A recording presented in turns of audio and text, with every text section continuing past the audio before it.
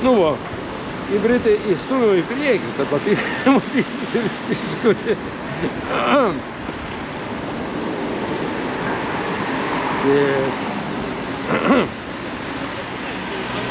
Kaip, ponas Aliau, laikotės, kaip nuotaika jums?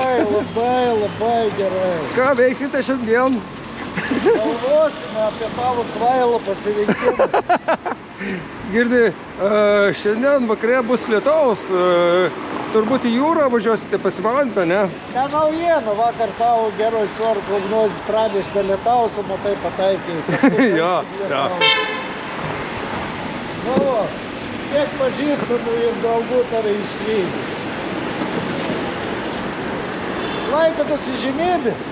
Ne, ką? Na, tai Grubliauskas triumus net.